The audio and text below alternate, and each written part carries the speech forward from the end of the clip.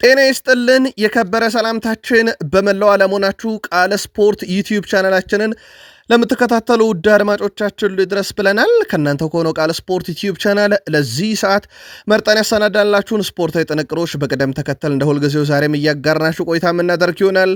እስከ ፕሮግራማችን ፍጻሜ ስትቆዩ ታዲያ ላይክ፣ ሰብስክራይብ እና ሼር ማድረግ እንዳይረሳ። በሀሳብ መስጫ ሳጥናችን ላይ ሀሳብ አስተያየታችሁን ዛሬም እንደ ሁልጊዜው ልታጋሩን ትችላላችሁ። 79500 በላይ ሰብስክራይበር ባለው ቃል ስፖርት ዩቲዩብ ቻናላችን አስቀድመን ሀገራዊ መረጃዎችን እናጋራችኋለን። በአውሮፓ የመረጃ ሰዓታችን ታላላቆቹን የአውሮፓ ክለቦች የተመለከቱ ወቅታዊና ዕለታዊ ጥንቅሮቻችን ዛሬም እንደተጠበቁ ናቸው። በተለይም በትልቆቹ የአውሮፓ ክለቦች ከባርሴሎና ጋር በተያያዘም በባርሴሎና ቆይታውን ማድረግ ስለሚፈልግ አንድ ተጫዋች እንነግራችኋለን። ከኮንትራትም ጋር በተያያዘ አንድ ተጫዋች ትልቅ ውሳኔን ይወስናል እየተባለ ነው በባርሴሎና ቤት። ከዛ ውጭ ከጉዳት ጋር በተያያዘ ይህም ፕሬዚዳንት ዋን ላፖርታን ጨምሮ በርከት ያሉ መረጃዎችን ለባርሴሎና ደጋፊዎች እናደርሳለን።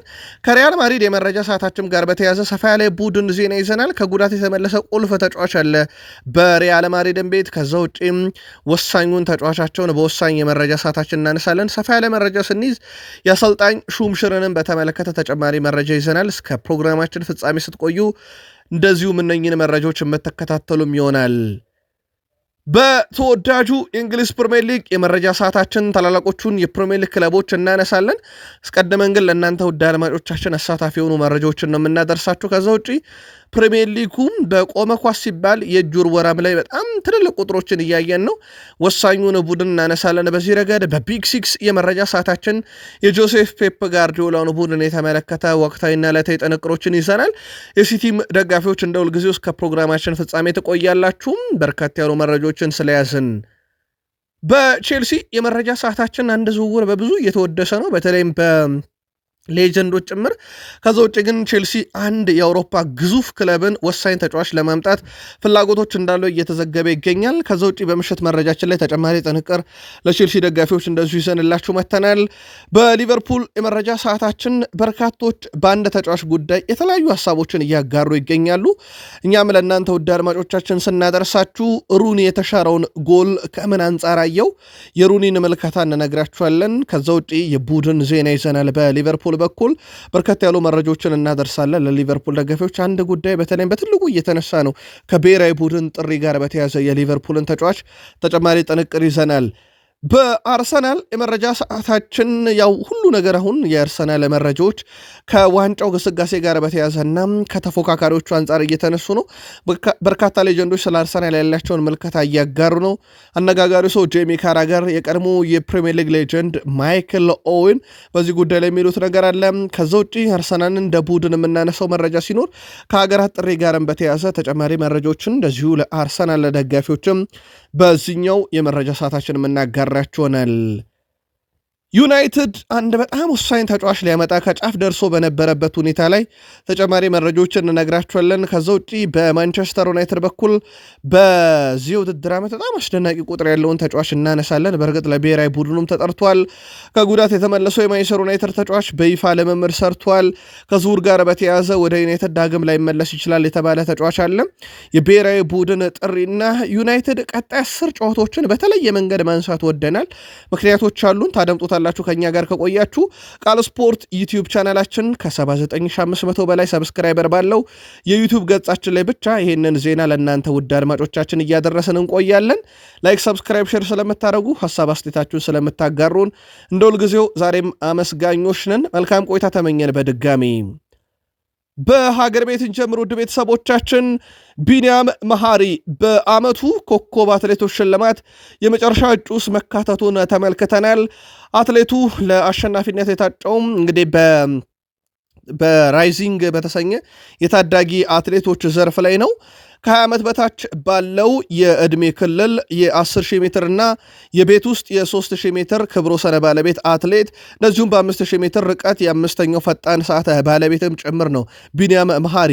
በ25 የቶኪዮ ዓለም አትሌት ሻምፒዮና ደግሞ 5ኛ ደረጃን በመያዝ ማጠናቀቅ ችሏል። ከቢኒያም በተጨማሪ በዚህ ዘርፍ የመካከለኛ ርቀት አትሌቱ ፋኑኤል ኮቼ እና የ3,000 ሜትር መሰናክል ሯጩ ኤድመንድ ሴርም ከኬንያ መካተት ችሏል። ቢኒያም መሐሪ በዘርፉ አሸናፊ ሆን ዘንድ መልካም እድል ከቃል ስፖርት ዩቲዩብ ቻናላችን ተመኝተናል። ውድ ቤተሰቦቻችን በድጋሜ መልካም ቆይታ ተመኘን። ወደ ባህር ማዶ መረጃችን እንሻገር። ውድ ቤተሰቦቻችን ማርከስ ራሽፎርድ አሁን በጣም ጥሩ ስሜት እየተሰማኝ ነው፣ በጣም ደስተኛ ነኝ፣ ባርሴሎናን ወድጃለሁ ብሏል። አስቀድሞ ወደዚህ ቡድን ሲመጣ ብዙ ነገሮችን መስዋዕት አድርጓል፣ ከደሞዙ ጭምር በርካታ ጥያቄዎችን ውድቅ አድርጎ ነው ወደዚህ የመጣው። እናም የመጀመሪያ አሲስቴን ካደረግኩበት ቀን ጀምሮ እዚህ በጣም ደስተኛ ነኝ ብሏል። ምርጥ ምሽቶችንም እያሳለፍኩ ነው፣ ለእኔ ሁሉም ነገር ስኬት ነው ብሏል። በነገራችን ላይ ማርከስ ራሽፎርድ በአውሮፓ 5 ታላላቅ ሊጎች ውስጥ የሚስተካከል እንጂ የሚበልጥ አንድም አሲስት ያደረገ ተጫዋች የለም። 807 ደቂቃዎችን እንዳጠቃላይ ለባርሴሎና መጫወት ችሏል። 7 አሲስቶች አሉት። በጣም ትልቅ የሚባል ቁጥር ነው። ያው ወደ ዩናይትድ ተመልሶ የመምጣቱ ነገር ኦልሞስት እያከተመለት የመጣ ተጫዋች ሆኗል። በእርግጥ በሁለቱም አካላት መካከል የሚፈለገው ያነበረም ተጫዋች ሆኖ በባርሴሎና ደስተኛ ነኝ ብሏል። እንግዲህ የሃንሲ ፍሊክ የስፖርቲንግ ዳይሬክተሩ ዴኮ የኖሃን ላፖርታ የመጨረሻ ውሳኔ ደግሞ ይጠበቃል። ማርክ ካሴዶ ጉዳት እንዳስተናገደ ይታወቃል። ተጫዋቹ ግን አሁን በቀጣይ የቢልባኦ ጨዋታ ላይ እንደሚገኝ ማረጋገጫ ተሰጥቷል። ሞንዶ ዲፖርቲቮ ይዞት በወጣው መረጃ መሰረት ተጫዋቹ ምንም እንኳን ጉዳት ቢያስተናግድም ጉዳቱ ግን ቀለል ያለ መሆኑን ተከትሎ ከዓለም አቀፍ ረፍት በኋላ ባርሴሎና ከቢልባኦ ጋር በሚያደርገው ጨዋታ ይገኛል። ያው በቅጣት እንደማይገኝ 100% ያረጋገጥ ነው ፍራንኪ ዲዮንግ ነው። ከዛ ውጭ ግን ከጉዳት ጋር የተያዙ መረጃዎች በየዕለቱ አፕዴት መሆናቸው አይቀርምና እኛም በየዕለቱ ለባርሴሎና ደጋፊዎች ከቃል ስፖርት ዩቲዩብ ቻናላችን ጋራችሁናል። በማርክ ካሴዶ በኩል ግን በቀጣይ ጨዋታ ላይ ይገኛል። ከላሚን ያማል ጋር በተያያዘ ሆነ ላፖርታ አሁንም አቋማችን ግልጽ ነው ብሏል። በተጫዋቹ ላይ ላሚን ያማልን መመልከት በቂ ነው፣ አሁንም በዛው ምርጥ ብቃቱ ላይ ነው፣ በጣም ጂኒየስ ተጫዋቻችን ነው ብለው ማወድሷል። ከሰሞኑ ወደ ምርጥ ብቃቱ መጥቷል። ያ ሚዲያ ላይ ነበረም ጫጫታ ለጊዜውም ቢሆን ረግቧል። ያው እጮኛው በይፋ መለየታቸውን ይፋ ካደረገች በኋላ የላሚን ያማል ስም ግብ አስቆጠረ፣ አሲስት አደረገ ብቻ መሆኑም ይታወቃል። እዛው ባርሴሎና ቆይተን የሮቤርት ሌዋንዶስኪ ጉዳይ ያው ይሄን ዓመት መጨረሻ ይጠብቃል። እስካሁን ባሉ መረጃዎች መሰረት ያው ባርሴሎና ኮንትራቱን አያድስም በሚለው አቋሙ እንደጸና ነው። ታዲያ ሮቤርት ሌዋንዶስኪ ወደፊት ህይወቱን በተመለከተ በባርሴሎና ውሉን ማራዘም ቅድሚያ የሚሰጠው ካልሆነ ግን ጫማ መስቀልንም እንደ አማራጭ ያያል ተብሏል። ከ2026 የዓለም ዋንጫ መጠናቀቃ በኋላ ማለት ነው። ሀገሩ ተሳክቶላት የምታልፍ ከሆነ በዓለም ዋንጫ ብቻ ወክሎ ሊያበቃም የእግር ኳስ ህይወቱ የሚችልበት አማራጮች አሉ። ይህንንም እንደ አማራጭ ይዞታል እየተባለ ነው። ያው የእሱ ፈላጊዎች በነገራችን ላይ አውሮፓ ውስጥም በርከት ያሉ ናቸው። ግን ተጫዋቹ በባርሴሎና ጫማ ሊሰቅል የሚችልበት ሰፊ እድል አለ የሚሉ መረጃዎች ወጥተዋል። የ37 ዓመቱ ፖላንድ የፊት መስመር አጥቂ አሁንም ለባርሴሎና ለፖላንድ በጣም ወሳኝ ተጫዋች መሆኑን ግን እየተመለከትን ነው። በዚሁ ግን ብሔራዊ ቡድንን መረጃ ስለነካካ ነው የጁሌስ ኮንዴ የባርሴሎና ተጫዋች ፈረንሳይ ብሔራዊ ቡድን ደርሷል። ለሚተቆ ዓለም አቀፍ ጨዋታዎች በመጡ ቁጥር ተጫዋቾች ወደ ብሔራዊ ቡድን ሲቀላቀሉ የሚለብሷቸው የልብስ ስታይሎች በጣም ይለያሉ። ከዚህ ውስጥ ደግሞ የፈረንሳይን የሚስተካከል የለም። የባርሴሎና ተጫዋች ጁሌስ ኮንዴ በዚህ መልኩ የፈረንሳይን ካፕ ተቀላቅሏል። ቃል ስፖርት ዩቲዩብ ቻናላችን ላይ ናችሁ ውድ ቤተሰቦቻችን። ሪያል ማድሪድ ደርሰናል። በሪያል ማድሪድ የመረጃ ሰዓታችን የፌድ ቫልቬርዴን ጉዳት በተመለከተ ኡራጋይ ብሔራዊ ቡድን ከስብስብ ውጭ መደረጉ ተረጋግጧል። ተጫዋቹ አሁን በቀጣይ ሪያል ማድሪድ በሚያደርገው ከኢንተርናሽናል ብሬክ በኋላ በሚደረግ ጨዋታ ላይ ይገኛል የሚሉ መረጃዎች ቢወጡም የመጨረሻው ውሳኔ ግን እስካሁን እጃችን ላይ አልደረሰም። በእኛም በኩል ሪያል ማድሪድ የሚፋ አላደረገም። አንድ የተረጋገጠው ነገር ግን ፌድ ቫልቬርዴ በቀጣይ ኡራጋይ በምታደርጋቸው ጨዋታዎች ላይ ብሔራዊ ቡድኑን እንደማይወክል ተረጋግጧል። ከሰሞኑ ጉዳት አስተናግዶ ተቀይሮ እንደወጣና ተጨማሪ ምርመራ እንደሚደረግለት አሰልጣኝ ዣቪ አሎንሶ አረጋግጠው ነበረ። የምርመራ ውጤቱን እኛም እየጠበቅን ነው። ውድ ቤተሰቦቻችን ሪያል ማድሪድ በጉዳት ዝርዝር ውስጥ ፌድ ቫልቬርዴ ብቻ አይደለም ያለው፣ በርካቶች ያሉት እነ ካርቫል፣ ፍራንኮ ማስታንቱኖ፣ እነ ቹዋሚኒን ጨምሮ በርካታ ያሉ ዝርዝሮች አሉት። ሩዲገር አንደኛው በዚህ ዝርዝር ውስጥ የነበረ የሪያል ማድሪድ ተጫዋች እንደነበረ ይታወቃል። በጉዳት ምክንያት ያ ጀብደኛው ተከላካያቸው ያ ቼልሲ በነፃ ጠብቀው ያስፈረሙት ተከላካያቸው አሁን ከጉዳት ሙሉ ለሙሉ አገግሟል። ስለዚህ በልምምድ ማዕከል ላይ ተመልክተነዋል። ቶኒ ሩዲገር ትላንትና ልምምዶችን ሲሰራ ነበረ። ያውም ከኳስ ጋር በመደበኛ ልምምድ ተገኝቷል። ሪያል ማድሪድ ከቀሩት ተጫዋቾች አብዛኞቹ ለብሔራዊ ቡድን ግዳጅ እንደተጠሩ ይታወቃል። የቀረው ተጫዋቾች ጋር ሆኖ ትላንትና ቶኒ ሩዲገር ልምምድ ሲሰራ ተመልክተናል። ስለዚህ ከኢንተርናሽናል ብሬክ በኋላ ሪያል ማድሪድ በሚያደርገው የላሊጋና የአውሮፓ ሻምፒዮንስ ሊግ ጨዋታ የቶኒ ሩዲገርን ግልጋሎት እንደዚሁ ያገኛል ተብሏል። ካማቪንጋ በነገራችን ላይ በ23 ዓመቱ ሁሉንም ነገር ያሳካ ተጫዋች ነው። በእርግጥ 23 ዓመቱ ላይ አይደለም 22 ዓመቱ ላይ ጥንቅቅ አድርጎ ዋንጫ የተባለ ነገር አሳክቷል። አሁን ደግሞ 23ኛ ዓመቱ ላይ ደርሷል። ሪያል ማድሪዶችን በፊት ገጻቸው ኮከባቸውን እንኳን ተወለድክ ብሏል። ኦገስት 2021 ላይ ነበረ ክለቡን የተቀላቀለው። ከዛ በኋላ እንዳጠቃላይ እስከዚህ ሰዓት ድረስ 2 ላሊጋ፣ 2 ሻምፒዮንስ ሊግ፣ 1 የክለቦች ዓለም ዋንጫ፣ የኤፋ ሱፐር ካፕን፣ 2 የስፔን ሱፐር ካፕን፣ 2 የኮፓ ዴላሬን አንዴ ማሳካት ችሏል። የወላ ዋንጫ ሲያሳካ ገና 22 ዓመቱ ነበረም አንድ በአንድ በተና ጠለ ማለት ነው። አሁን 23 ዓመቱ ላይ ደርሷል። ይህ ተጫዋች በበርካታ ክለቦች ስሙ ቢነሳም ግን ሪያል ማድሪድን ይለቃል ተብሎ እንደማይጠበቅ ነው ማርካ ያስነበበው። የሪያል ማድሪድ በነገራችን ላይ በጣም ቁልፍ የሚባለው ተጫዋች ነው። በሁሉም አሰልጣኞች በተለይም ከካርሎ አንቸሎቲ ዘመን ጀምሮ ብንመለከት እሳቸው ግብ ጠባቂ ሲጎዳባቸው ደፍረዋል፣ ቀይረው አላስገቡትም እንጂ በአብዛኛው የሜዳ ክፍል ላይ ተጠቅመውታል። ዣቪ አሎንሶም የቡድኔ ሁሉም ተጫዋች ብለውታል። ሁሉም ቦታ ላይ የሚጫወት ተጫዋች ብለው የእሱና የፌድ ቫልቬርዴን ስም ነው የጠቀሱትና ተጫዋቹ ሪያል ማድሪድ ይለቃል ቢባልም ግን ከሪያል ማድሪድ የመልቀቅ ምንም አይነት ፍላጎት የለውም። ማድሪድም ተጫዋቹን የመልቀቅ ፍላጎት የለውም። ከመልቀቅ ጋር ከተያዘ ሮድሪጎ ጎኤዝ አሁን የመጨረሻ ውሳኔውን ሊወስን ተቃርቧል ተብሏል። ሪያል ማድሪድን ሙሉ ለሙሉ ለመልቀቅ እንግዲህ 2026ን ይጠብቃል ተብሏል። የብራዚል ብሔራዊ ቡድንን ባለም ዋንጫ መወከል ካሻው ደግሞ ከጥር ጀምሮ መልቀቅ ይኖርበታል። የትኛው ክለብ ይህን ተጫዋች ሊያስፈርም ፍላጎት አለው የሚል መረጃ በስፋት እየወጣ ነው። አንድ ክለብ ስሙ በስፋት እየተነሳ ነው። የፕሪሚየር ሊግ ክለብ ስለሆነ በፕሪሚየር ሊግ የመረጃ ሰዓታችን እንመለስበት። ይህንን ክለብ ግን ተጫዋቹ በ26 ጠቅልሎ ክለቡን ይለቃል እየተባለ ነው። ጥር ላይ ይጠበቃል ምናልባት ሀገሩን መወከል ካሻው። ከዛ ውጭ ግን 10 ደቂቃ 5 ደቂቃ አንዳንዴ ደግሞ መደዳውን ምንም ደቂቃ እያጫወቱት እንዳለው ይታወቃል። ከቪኒሽስ ጁኒየር ጋር በተያያዘ ግን አሁን ኮፕስ የተባለ አንድ የስፔን ጋዜጣ ኮንትራቱን ሊያራዘም የሚችልበትም እድል አለ፣ ድርድሮቹ አልተቋጩም ለጊዜው ቆሙ እንጂ የሚልም መረጃ ይዞ ወጥቷል። በሪያል ማድሪድ ቤት ለጊዜው ያሉ ትልቅ የሚባሉ መረጃዎች እነኚህ ናቸው። ቃል ስፖርት ላይ ናችሁ ውድ ቤተሰቦቻችን። ከ79500 በላይ ሰብስክራይበር ባለው ቻናላችን ላይ ብቻ ይህን መረጃ ለቀነዋል። የጣሊያን ሴሬ ደረስን። የጣሊያን ሴሬው ክለብ አታላንታ ክሮኤሽያውን አሰልጣኝ ኢቫን ጁርሲች ከኃላፊነት ማሰናበቱን ይፋ አድርጓል። አሰልጣኝ ኢቫን ጁርሲች ቡድኑን ለ15 ጨዋታዎች ከመሩ በኋላ ነው ኃላፊነታቸው የተሰናበቱት።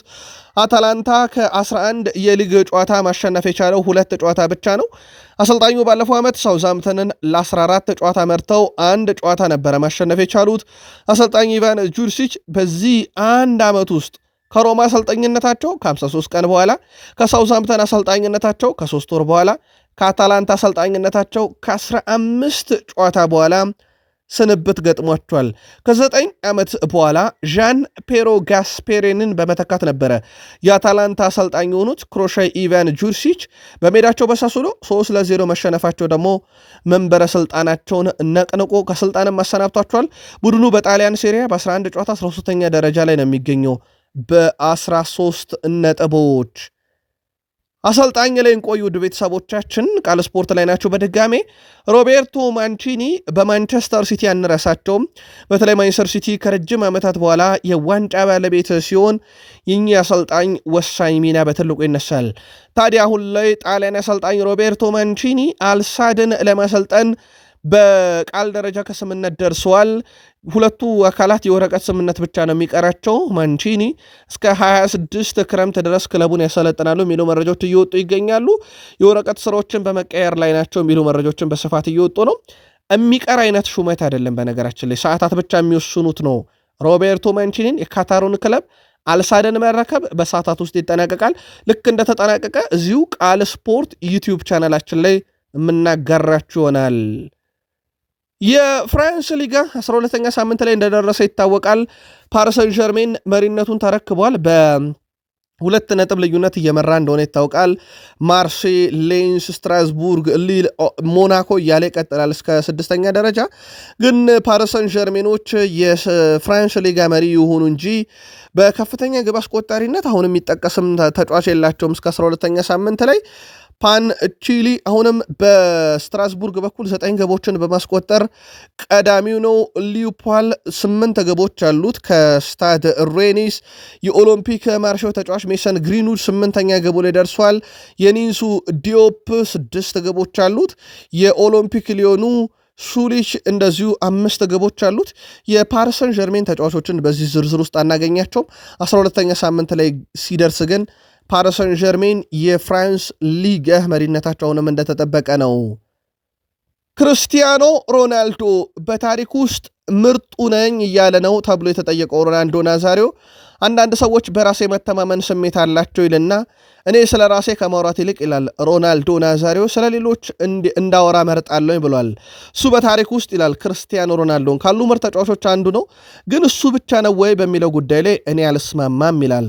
ግን አስተያየቱን አከብራለሁ የሮናልዶን። በእርግጠኝነት በታሪክ ውስጥ ካሉ ምርጥ ተጫዋቾች አንዱ ነው እና እሱ ከምርጥ 10 ተጫዋቾች ውስጥ ነው ማለትም እችላለሁ። ነገር ግን ምርጥ እሱ ብቻ ነው በሚለው ሐሳብ ላይ አልስማማም ብሏል። ሰሞኑን ክርስቲያኖ ሮናልዶ የአርሰናል ቀንደኛ ደጋፊ የሱ የሮናልዶ የልብ ወዳጅ ከሆነው ከስፖርት ጋዜጠኛው ፒርስ ሞርጋን ጋር በነበረው ቃለ መጠይቅ ወቅት ያነሳቸው ነጥቦች አንድ ሳምንት በብዙ አጀንዳ መነጋገሪያ ነበሩ። አርሰናልን አልጠላም ምክንያቱም ልፈርም ከጫፍ ደርሼ ስለነበረ ከሚለው ሐሳቡ ጀምሮ ዩናይትድን በልብ ውስጥ ይዞ እንደሚኖር የሪያል ማድሪድን ስኬት እንደማይረሳ ያለ ሜሲ ዓለም ዋንጫ ለአርጀንቲና ብርቋ እንዳልሆነ ሲጀመርም ብዙ ሐሳቦችን ካለ በኋላ ምርጡ እኔ ነኝ ብሎ ነበረ። ሮናልዶ ናዛሪዮ ምርጡ ነው ግን እሱ ብቻ በሚለው አልስማማም ብሏል። የሊዮኔል አንድሬስ ሜሲን ጉዳይ በተመለከተ ከሰሞኑ አጀንዳው ባርሴሎና መገኘቱ ነበር። ያው ማንም ሳያቅ ነበር የተገኘው። እንደውም አብዛኞች በመንገድ ላይ የግል ሕይወታቸውን በሚያራምዱ ሰዓት ሜሲን አይተውም ሲደነግጡ የሚያሳዩ ምስሎች በስፋት እየተሰራጩ ይገኛሉ። በአርጀንቲና ቦነስ አይረስ በሚገኝ አንድ ትምህርት ቤት የምታስተምር የሂሳብ መምህር ግን የተማሪዎቿን ውጤት በሊዮኔል አንድሬስ ሜሲ ምስል ነው የምትገልጽላቸው ተብሏል።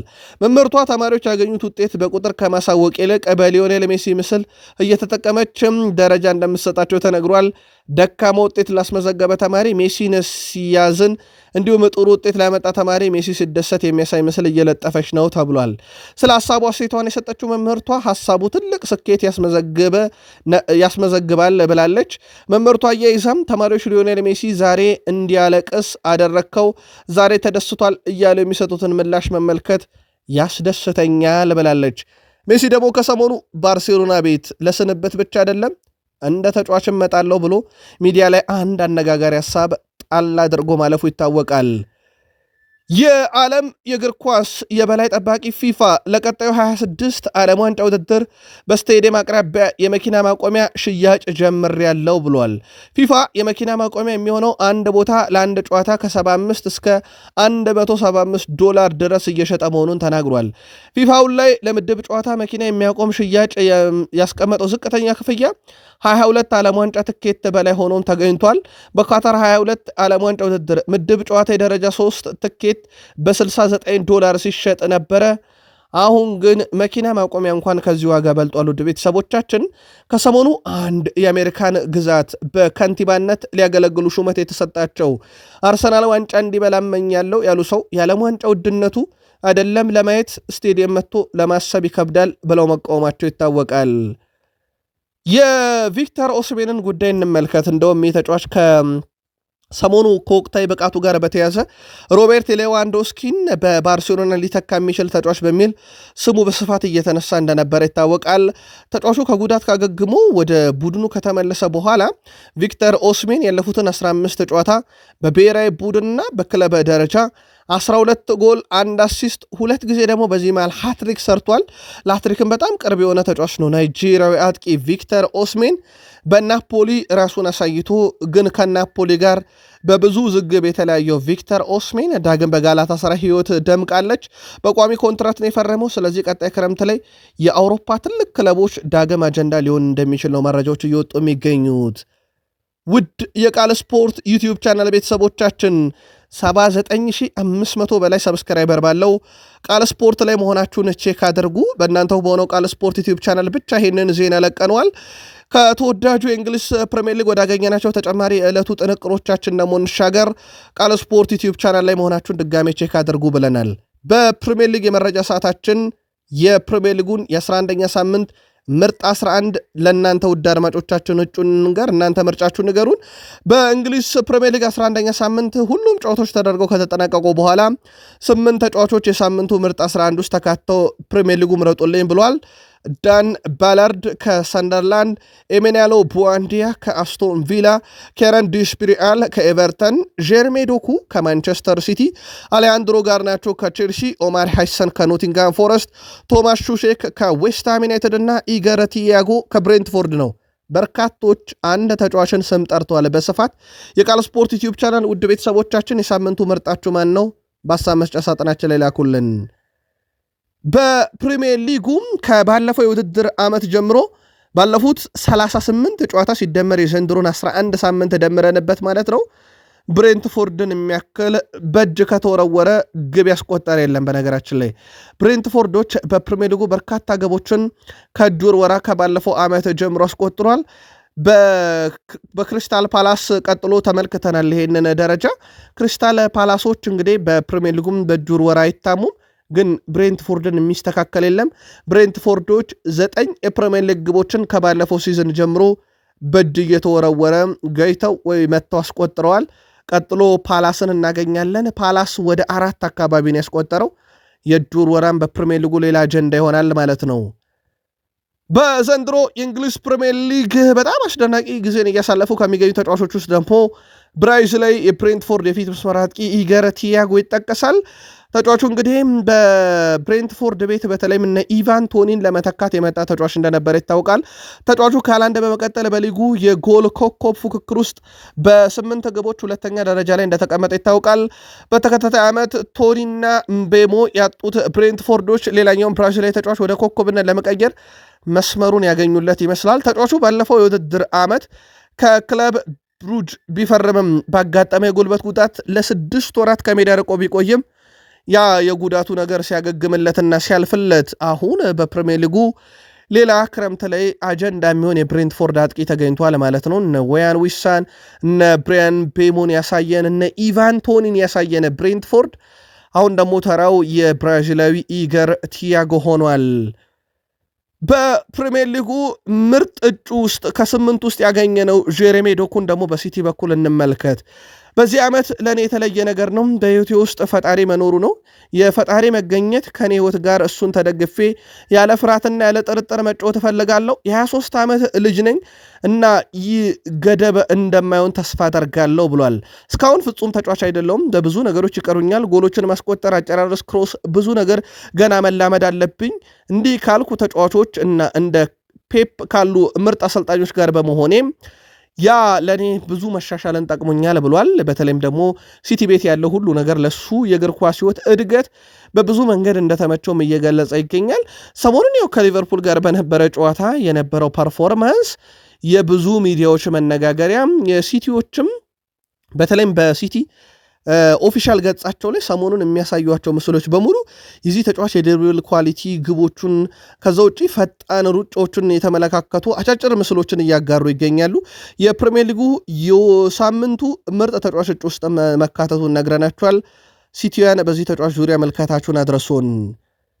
ጆን ኦቢ ሚኬል ካስታወሳችሁ አምና በዚህ ሰዓት በቼልሲ ዙሪያ ከሚያነሳቸው ሀሳቦች ውስጥ አንደኛው ኒኮላስ ጃክሰንን ይዘን የፕሪሚየር ሊግ ዋንጫን ማሰብ ይከብደናል ካልወጣ የሚል ነበር። አሁን ደግሞ ጆን ኦቢ ሚካኤል ትልቅ ስራ ሰርተናል ክረምት ላይ፣ አንደኛው አሌሃንድሮ ጋርናቾ ነው ብሏል። ቼልሲ ለጋርናቾ 40 ሚሊዮን ፓውንድ የሚጠጋ ገንዘብ ማውጣት ትልቅ ስራ ነበር ብሏል። ወደ ክለቡ ለምን እንደመጣ ከፈለጋችሁ ደግሞ ከወልቭስ ጋር የነበረውን ጨዋታ ተመልከቱት ብሏል። አሲስቶች ነበሩት። በእርግጥ በጨዋታ እንቅስቃሴ በጣም አስደናቂ ነበረ። ያው ማሬስካ ገና ይቀረዋል ሲላመድ ከዚህ በላይ ታያላችሁ ሲል፣ ጆን ኦቢ ሚካኤል ግን አሁን ለምን እንደመጣም በደንብ እያሳየ ይገኛል። ምርጥ ዝውውር ነው እያለ ይገኛል። ጆን ኦቢ ሚካኤል ቼልሲያን የእናንተ መልከታ በቃል ስፖርት ዩቲዩብ ቻናላችን ሐሳብ መስጫ ሳጥናችን ላይ ላኩልን። ቼልሲ ሮድሪጎን በጥር ወር ለማስፈረም ከሪያል ማድሪድ ጋር ንግግር የማድረግ ፍላጎት አለው የሚል መረጃን ኢኤስፒኤን ብራዚሉ መረጃ በፊት ገጹ ላይ ይዞት ወጥቷል። ሁለቱ ክለቦች ውይይት ሊያደርጉ እንግዲህ የሚችላሉ የተባለው ደግሞ በውሰት ዙሪያ ነው። የግዢ አማራጩ ክረምት ላይ በ55 ሚሊዮን ዩሮ እንዲሆን በቼልሲ በኩል ፍላጎቶች አሉ እየተባለ ነው። ቅድም መግቢያችን ላይ ሪያል ማድሪድን የመረጃ ሰዓታችን ላይ ስናደርሳችሁ ሮድሪጎ ጎኤዝ 2026 ላይ ጠቅልል አድርጎ ሪያል ማድሪድ የመልቀቅ ፍላጎት አለው። ከዛ በፊት ግን ጥር ላይ ሊሆን የሚችልበት ምክንያት ደግሞ ሀገሩን በዓለም ዋንጫ የመወከል ጉዳይ ነው። ያው ብራዚል ለዓለም ዋንጫ አልፋለች። ካርሎ አንቸሎቲ ሪያል ማድሪድ እንኳን እያለ የተነሳሽነት ችግር አለበት ብለው ከክለቡ እንደቀነሱት ይታወቃል። አሁን ደግሞ ያኔ ከክለብ የቀነሱት አሁን ለብሔራዊ ቡድን ይጠሩታል የሚለውን ራሱ ሌላ ትልቅ አጀንዳ ነው። ግን ያም ሆነ ይም እየተጫወተ መጠበቅ አለበትና ለዛ ምናልባትም ክለቡ ሊለቅ ይችላል የሚለውን አማራጭ ቼልሲዎች ሊጠቀሙት ይችላሉ እየተባለ ነው። ስለዚህ ጥር ሌላ አጀንዳ ሊሆን ይችላል የተጫዋች ዝውውር። በእንግሊዝ ፕሪሚየር ሊግ በርካታ ግብ መሆን የሚችሉ ሙከራዎችን በማድረግ ቼልሲን የሚስተካከል የለም። በእርግጥ የፕሪሚየር ሊጉ ሁለተኛው ክለብ ነው በርካታ ግቦችን ከዚህ ውስጥ በማስቆጠር ቼልሲ እስካሁን 22.59 ግብ መሆን የሚችሉ ሙከራዎችን በፕሪሚየር ሊግ ያደረገ ቀዳሚው ክለብ ነው። አርሰናል ሁለተኛ፣ ሊቨርፑል ሶስተኛ እያለ ይቀጥላል በሁስኮርድ። አጠቃላይ ግን እንደዚህ አይነት ቁጥሮችን በምሽትም ነግረናችሁ ነበረ። ለአብነት ያክል በርካታ የግብ ዕድል በመፍጠር ቼልሲ አንደኛ ነው 37 በርካታ ግብ በፕሪሚየር ሊግ በማስቆጠር ከሲቲ ቀጥሎ 21 አለው ሁለተኛ ነው። ሲቲ በ23 አንደኛ ነው። በርካታ ክሊንሺቶችን በመያዝ ሁለተኛው ቡድን ነው። በፖሴሽንም ሁለተኛው ቡድን ነው 59.7 በመቶ። በነገራችን ላይ በፕሪሚየር ሊጉ ሁለተኛው ቁጥር ነው በዚህ ዓመት። በርካታ ኢላማቸውን የጠበቁ ሙከራዎችን በጨዋታ በማድረግ ቼልሲን የሚስተካከል የለም። በጨዋታ በአማካይ 5.6 ኢላማውን የጠበቀ ሙከራ ያደርጋል። ቡድኑ ካምና ተሻሽሏል ማለት ይቻላል። በቁጥራዊ መመዘኛዎች ከገመገም ነው ያው አንዳንዴ ደረጃ ሰንጠረዥ ላይ መገኘት እንደ ተፎካካሪ ቡድኖችም ጥንካሬና ድክመት ሊወሰን ስለሚችል ማለት ነው። ፍሎሪያን ቬርዝን በተመለከተ በርካቶች ተቃርኖ ያላቸውን ሀሳቦች እያጋሩ ነው። በእርግጥ ከሰሞኑ አንዳንድ ነገሮችን እያየን ነው። ለፍሎሪያን ቬርዝ ያለቁ ኳሶችን መቀበል ላይ የቡድን አጋሮቹ ለምን እንደሚሰስቱት ግልጽ ባይሆንም እንደዚህ አይነት ነገሮችን እያየን ነው። ጋሪ ኔቨል ፍሎሪያን ቬርዝ በጣም መጥፎ ጨዋታዎችን እያስመለከተን ነው። ልጁ ተሰጥኦ እንዳለው አውቃለሁኝ፣ ነገር ግን በቴክኒካል ጎበዝ ነው፣ ግን ደግሞ አንዳንድ ጨዋታዎች ላይ በጣም ደካመም ነው። ግብም ስለማያስቆጥር አሲስትም ስለማያደርግ ሳይሆን የአፈጻጸም ብቃቱ ላይ እንዳጠቃላይ በጣም ደካመ ነው ብለዋል። በሜዳ ላይ እየሮጠ ነበረ በሲቲ ጨዋታ ላይ፣ ግን በጥራት ረገድ እነኚህ ሩጫዎቹ በጣም ጥራት የጎደላቸውና ደካመ ሆኗል ብለዋል። ፍሎሪያን ቬርዝ ችግር ነው የገጠመው። ይሄ ችግሩ ግን ከወጣበት ዋጋ ጋር በተያዘ ብቻ ሳይሆን የሜዳ ላይ እያረገ ባላቸው እንቅስቃሴዎች ቡድን ውስጥ መዋሃድን ተስኖታልና የ120 ሚሊዮን ፓውንድ ተጫዋች መሆኑ በራሱ ትንሽ እንዲጠበቅ ያደርጋል። ግን ያም ደግሞ ቡድን ውስጥ በጊዜ እንዳይዋሃድ አደረገው ብዬ አልቀበልም። የግልም ችግሮች እንዳጠቃላይ የቡድኑም ማቀራረብ ነው እያለ ነው። ምርጥ የጀርመን ተጫዋች ነው፣ ግን በሲቲ ጨዋታ ላይ በአካላዊ ብቃት በጣም ወርዶ ተመልክቼዋለሁ። ተገቢ አልነበረም ብሏል። እያሳየ የሚገኘው ብቃት ይሄ የጋሪ ኔቭል የግል መልከታ ነው። ከዚህ ጋር በተያያዘ ግን ጀርመናውያን በጋሪ ኔቭልም ሀሳብ ፍሎሪያን ቬርዝ ደካማ ነው በሚሉ ሀሳቦችም ላይ የማይስማሙ በርካቶች ናቸው። አንደኛው ዩሊያን ኔግልስማን ናቸው። ውድ ቤተሰቦቻችን ምናልባት ሊቨርፑል የሚፈጥራቸውን አንዳንድ ድሎች አንድም እያስቆጠሩለት አይደለም፣ ሁለትም ለሱ ራሱ እድል እየተፈጠረለት አይደለም ብሏል። እውነቱን ለመናገር አጠቃላይ ሁኔታው ለፍሎሪያን ቬርዝ ቀላል አይደለም። ክለቡ እንደ ባለፈው ዓመት የተረጋጋም አይደለም ብሏል። ሊቨርፑልን አንዱም ተጫዋችን ብቻ ጣት ቀስሮ ለመተቸት አመች የማያደርገው ክለቦች በጣም ጥሩ ሆነው ተጫዋቹ ብቸኛውን ደካማ ጎናቸው ሲሆን ለመተቸት ይመቻል። ግን ሊቨርፑል ደግሞ እንደ ቡድንም አሁን ጥሩ አይደለም። እሳቸውም ዩሊያን ኔግልስማን የሚያነሱት ሊቨርፑል እንዳምን የተረጋጋ ቡድን አይደለም። አሁን ወደ ቡድኑ መግባት በጣም ከባድ ነው። ከማን ሲቲ ጋር የተደረገው ጨዋታ ብታዩት በ90 ደቂቃ ውስጥ እጅግ በጣም የከፋ ቡድን ነበር ሊቨርፑል ብለዋል ዩሊያን ኔግልስማን። ሁላችንም ፍሎሪያን ቬርዝን አቅም እናውቃለን። በእድሜው ገና ወጣት ተጫዋች ነው። ብዙ ሊሻሻል የሚችልባቸው ነገሮች አሉ። ለ3 ዓመታት ያህል ተመሳይ ደረጃ ላይ የነበረ ተጫዋች ነው። ስለዚህ አንዳንድ ጊዜ እሱም ላይ ጣት ከመቀሰር ቡድኑስ እንዴት ባለ ሁኔታ ይገኛል የሚለውን መገምገም ያስፈልጋል እያሉ ነው ዩሊያን ኔግልስማን። እንደ ሐሳብ የሊቨርፑል ደጋፊዎች ፍሎሪያን ቬርዝ ደካማ መሆን ሊቨርፑልን ያደከመ ወይንስ ሊቨርፑል በዚህ ውድድር ዓመት የወጥነት ችግር ለነ ፍሎሪያን ቬርዝም ጠንቅ የሆነ ብላችሁ ታስባላችሁ? የቃል ስፖርት ዩቲዩብ ቻናል የሊቨርፑል ደጋፊዎች እናንተ መልካት አድርሱን። ዋይኒ ማርክ ሩኒ ምን ሲደረግ ተሻረ እያለ ነው። የሊቨርፑል ጎል ንጹህ ነበር። ሮበርትሰን ዳናሮማን በምንም ነገር አልሸፈነውም። ነገር ግን በሚያሳዝን ሁኔታ ንጹህ ግብ ሲሻር ተመልክቻለሁ እያለ ነው ዋይኒ ማርክ ሩኒ። የዚች ግብን መሻር ጉዳይ በተመለከተም ሊቨርፑሎች ከሰሞኑ ለሃዋርድ ዌቭ ቅሬታ አስገብተዋል።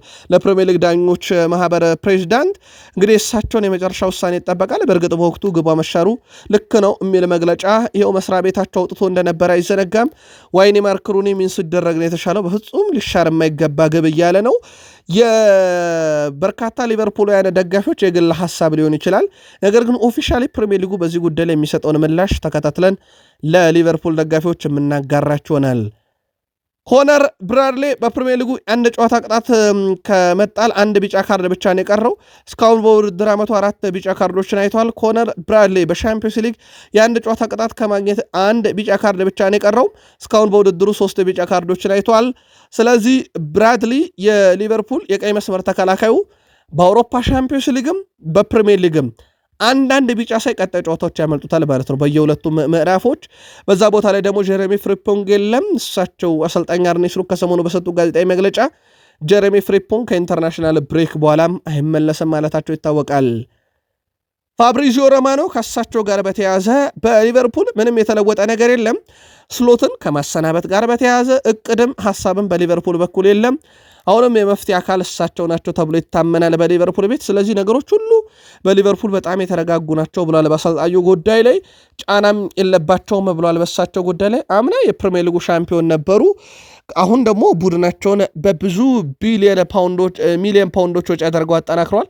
በእርግጥ ያው የሊቨርፑል የዘንድሮ ወጪ ጥሩነቱ ሸጠውም ማስተካከላቸው ይታወቃል። ገቢና ወጪያቸውን በጥሩ ሁኔታ ካመጣጠኑ ክለቦች ይጠቀሳል። ያው ያመጧቸው ከዋክብቶች ግን በጥራት ደረጃ በጣም ትልቅ እንደነበሩ አይዘነጋም። ጀሬሚ ካራገር በኮናቴ ጉዳይ ላይ ሀሳቡን አጋርቷል። እሱ እንዲቆይ በሊቨርፑል እፈልጋለሁ፣ ካልፈለገ ግን ሊቨርፑል ሌላ ተጫዋች ያስፈርማል። ኮናቴ በመልቀቁ ሊቨርፑል አይወድቅም። እሱ ቫንዳይክ አይደለም፣ ጥሩ ተከላካይ ነው። እናም ውሉን እንዲያድስ እንፈልጋለን። እሱ ካልፈለገ ግን ቡድኑ ፍጹም ደና መሆኑን ተመኝቶ መሸኘት አለበት እያለ ነው። ግልጽ ይመስላል ሀሳቡ። ያው እንዲቆይልን እንፈልጋለን፣ ካልፈለገ ግን ምንም ማድረግ አይቻልም እያለ ነው። ሊቨርፑል ግን በጣም የሚያሳዝነው ነገር የራሱ የትሬንት አሌክሳንደር አርኖልድን አይነት ታሪክ ነው በዚህም ተጫዋች ላይ የሚደግመው። ምክንያቱም ኮንትራቱ የመጨረሻ ዓመት ላይ ይገኛል።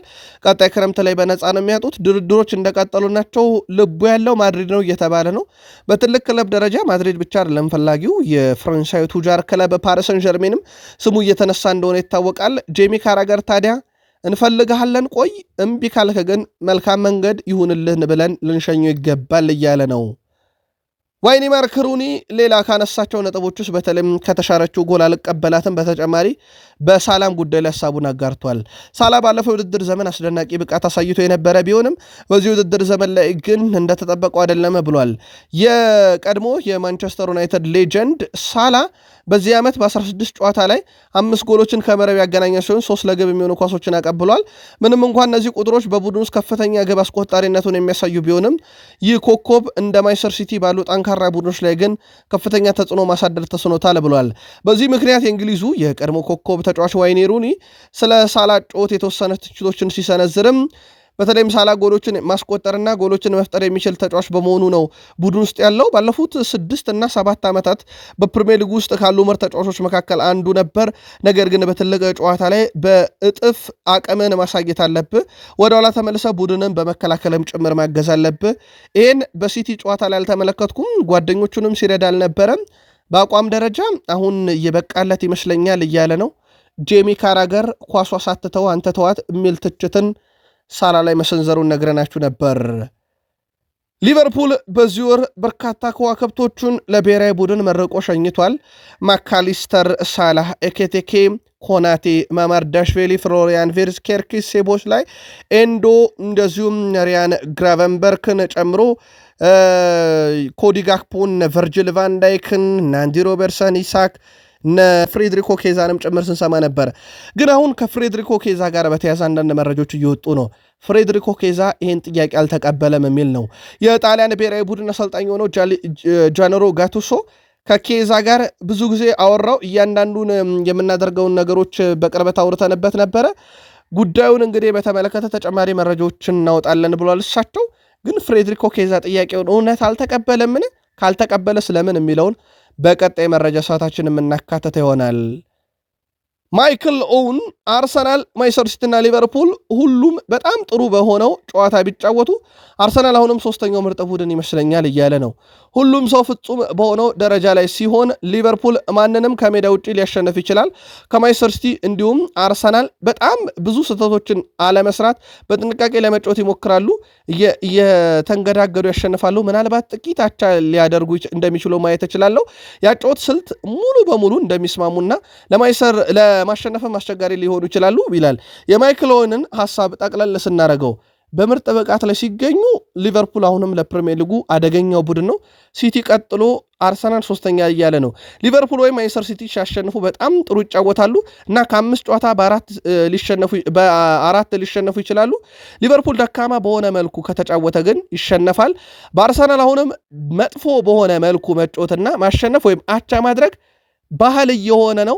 አጫወታቸውም በዘንድሮ ውድድር ዓመት አርሰናል ቤት ማሸነፍን ብቻ ትኩረት ያደረገ ነው።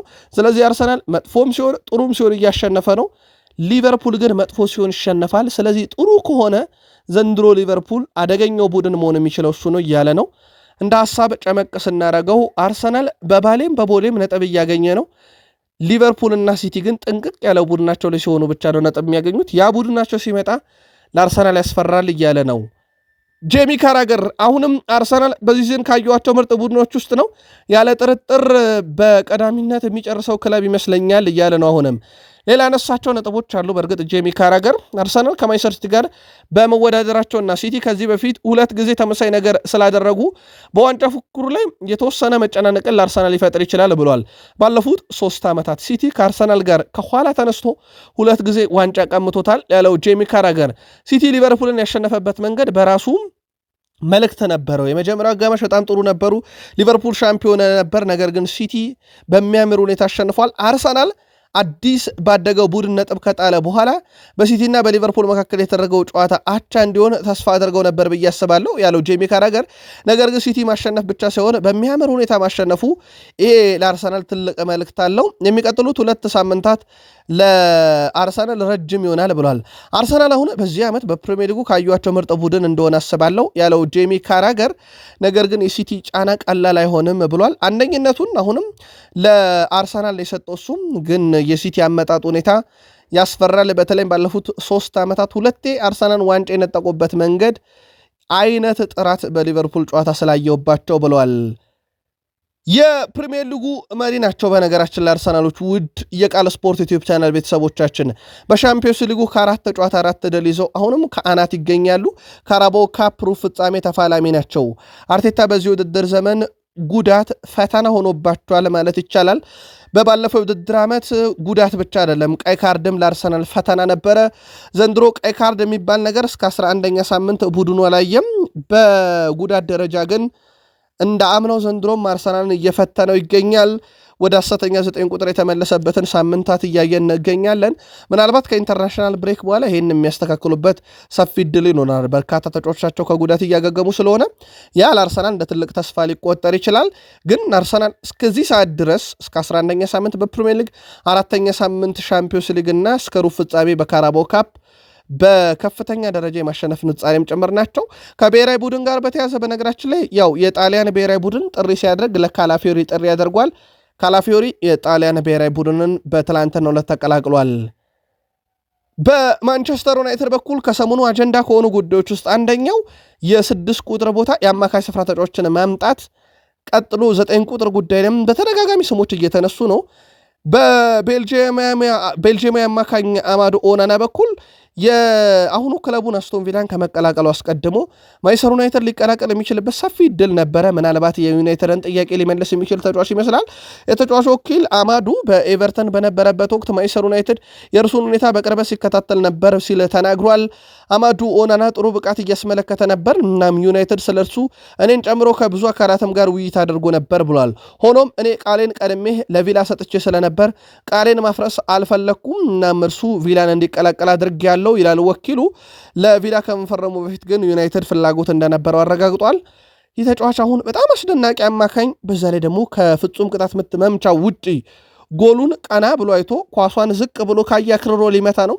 አብዛኞቹ ኢላማቸውን የጠበቁ ናቸው። ይሄ ከሳጥን ውጭ የሚመታቸው ኳሶች ግብም ሲሆኑ ደግሞ በጣም ቆንጆ ግብ እንደሆኑ ተመልክተናል። በዚህ ውድድር ዓመት በፕሪሚየር ሊጉ ከማንቸስተር ዩናይትድ ተጫዋቾች ሁሉ ግብ ክልል አካባቢ ያሉ ኳሶችን በማጥዛት ማቲያስ ዴላይትን የሚስተካከል የለም። ያም ብቃቱ ተቆጥሮለት ዳግም ወደ ኔዘርላንድ ብሔራዊ ቡድን ጥሪ እንደተደረገለት ይታወቃል።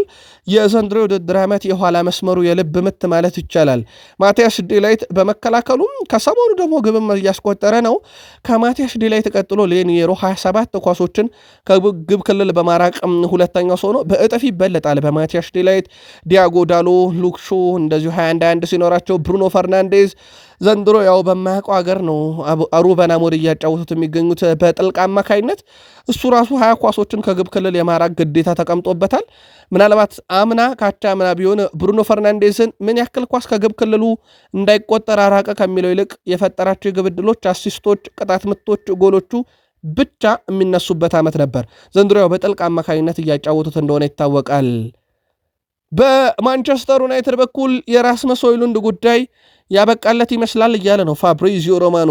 በናፖሊ ህይወት ተመችቶታል የሚል መረጃን ይዞ የወጣው ፋብሪዚዮ ሮማኖ ተጫዋቹ ዳግም ወደ ዩናይትድ የመመለሱ ነገር እርግጥ አይደለም ብሏል። በእርግጥ ናፖሊም ሰዎች በተጫዋቹ ብቃት ደስተኛ ናቸው። ያው ሮሜሎ ሉካኮ መጎዳት ነበረ ለዚህ ዝውውር ምክንያት የሆነው።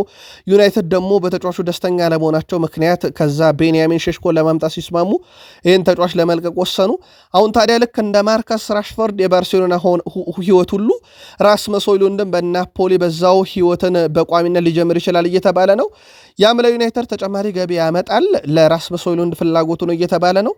በማንቸስተር ዩናይትድ በኩል ያው ቤንያሚን ሼሽኮም ስላለ በቋሚነት ክለቡን መልቀቁ አይቀሬ መሆኑ ቀድሞም ታስቦበት የነበረ ጉዳይ እንደነበረ ይታወቃል። ዩናይትዳውያን ግን በዚህ ዝውውር ጉዳይ ላይ መልካታችሁን ብታደርሱን ደስ ይለናል። የአርጀንቲና ብሔራዊ ቡድንን ተቀላቅሏል ሌሳንድሮ ማርቲኔዝ። ከጉዳት ገና ማገገሙ ነው። በካሪንግተን የልምምድ ማዕከሎችም ሰፊ ጊዜን አላሳለፈም። ለጥንቃቄ ሲባል ዩናይትዳውያን ተጫዋቹን ወደ ዋናው ቡድን ልምምድ ቢመለስም እንዳላጫወቱት ይታወቃል። አሁን ከብሔራዊ ቡድኑ ጋር ተቀላቅሏል። ውድ ቤተሰቦቻችን መደበኛ ልምምዶችን ትላንትና በሳር ላይ ሲያደርግ ተመልክተናል። ዩናይትዶች ግን አሁንም ስጋት እንዳላቸው ይታወቃል፣ በተለይ የሚጫወት ከሆነ። ሌላኛው በብሔራዊ ቡድን ደረጃ ማቲያስ ኩንሃም ብራዚል በሚኖራት የወዳጅነት ጨዋታ ሀገሩን ሊወክል ብራዚል ደርሷል። ትላንትናም ብሔራዊ ቡድኑን ተቀላቅሏል። ይሄ የወዳጅነት ጨዋታም ለዩናይትድ ላይ የስጋት አጀንዳ ይሆናል። ምክንያቱም ሁለት ወሳኝ ተጫዋቾችን በዚህ ሰዓት ካዜሚሮም ወሳኝ ሆኗል፣ ከነብዙ ትችቱ ዘንድሮ ወሳኝ ሆኗል። ማቲያስ ኩን አዲሱ ፈራሚያቸው ብዙ አነጋጋሪ ብቃቶቹ አሉ። አሁንም ለብሔራዊ ቡድናቸው ግዳጅ እዛው ብራዚል ናቸው። የማንቸስተር ዩናይትድ የፊት ወሰር ተጫዋች ቤንያሚን ሼሽኮን በተመለከተ ውድ የቃል ስፖርት ዩቲዩብ ቻናል ቤተሰቦች ወደ ብሔራዊ ቡድኑ እንደማያመራ ነግረናችሁ ነበር። አሁን ማረጋገጫ አግኝተናል። እኛም በሳምንቱ መጨረሻ ጉዳት ያጋጠመው ቤንያሚን ሼሽኮ በብሔራዊ ቡድን ጨዋታ እረፍት ወቅት በካሪንግተን እንደሚቆይ ተረጋግጧል። ማንቸስተር ዩናይትድ ቤንያሚን ሼሽኮ ያጋጠመው ጉዳት ከባድ ይሆናል የሚል እምነት እንደሌላቸው ግን ተጠቁሟል።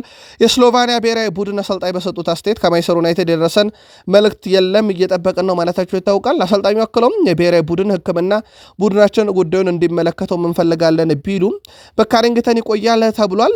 የማንቸስተር ዩናይትዱ አጥቂ ጉዳት ያጋጠመው አንድ ኳስን ከበረኛው ጋር ፊት ለፊት ተገናኝቶ ሊያስቆጠር ሲል ሚኪ ቫንደቪን በአንድ ታክል ካስጣለው በኋላ ነበረ የጉልበት ጉዳት ያጋጠመው። ጉዳቱ የከፋ አይደለም ቢባልም ወደ ብሔራዊ ቡድን አያቀና የሚሉ መረጃዎች ወጥተዋል። ከብሔራዊ ቡድኑ ግን የመጨረሻ ውሳኔ ምንድን ነው የሚለውን ደግሞ ተከታትለን የምንነግራችሁ ይሆናል። ቃል ስፖርት ላይ 79500 በላይ ሰብስክራይበር ባለው ቻናላችን ላይ መሆናችሁን ቼክ አድርጉ። በቀጣይ ማንቸስተር ዩናይትድ 10 የፕሪሚየር ሊግ ጨዋታን ሲያደርግ ቶፕ 6 የሚባሉ ቡድኖችን ፈጽሞ አይገጥምም። ቀጣይ ጨዋታ ለዩናይትድ በእውነቱ በጣም ቀላል ናቸው። በወረቀት ደረጃ ነው በእርግጥ ፕሪሚየር ሊጉ ቀላል። በወረቀት ደረጃ ካየን ኤቨርተንን ይገጥማል። ከዛ ፓላስ፣ ዌስትሃም፣ ወልቭስ፣ በርንማውዝ፣ አስቶን ቪላ፣ ኒካስል ዩናይትድ፣ ወልቭስ፣ ሊድስን ይገጥማል። ከእነኚህ ክለቦች ከአናቱ የሚገኙት ጥቂት ክለቦች ብቻ ናቸው። በሚቀጥሉት 10 ጨዋታ ላይ አብዛኞቹ ከአናቱ ያሉትን ወይም በደረጃ ሰንጠረዡ ከላይ ያሉትን ሙሉ ገጥሞ ጨርሷል ማንቸስተር ዩናይትድ። ቀጣይ 10 ጨዋታዎች በዩናይትድ በኩል አሁን ባለው ወጥ ብቃቱ ለሚቀጥል ከሆነ ደረጃውን በብዙ መንገድ ማሻሻል የሚችልበት አጋጣሚን ሊፈጥር ይችላል። በርካቶችም በዩናይትድ ደጋፊዎች በኩል ያላቸው እምነት ያ ነው። ሩበን አሞሪም ቡድኑን ወደ አሸናፊነት መንፈስና ወደ አልሸነፍ ባይነት መንፈስ ከሰሞኑ ቀይረውታል። በእነኛ 10 ጨዋታዎችስ ከቶፕ 4 በአንድ ነጥብ ርቀው ነው የሚገኙት። ዩናይትድን የቶፕ 4 ተፋላሚ ቡድን ያደርጉታሉ የሚለው ከኢንተርናሽናል ብሬክ በኋላ መልስ የምናገኝበት ይሆናል። 79500 በላይ ሰብስክራይበር ባለው ቃል ስፖርት ዩቲዩብ ቻናላችን ለዚህ ሰዓት ዕለተ ማክሰኞ ማለዳ ያሰናዳናችሁ ጥንቅር ይህን ይመስላል። ምሽት እዚሁ ቃል ስፖርት ዩቲዩብ ቻናላችን ላይ ዳግም እንገናኛለን። እስከዛው ግን ሰናይ ቀን ይሁንላችሁ።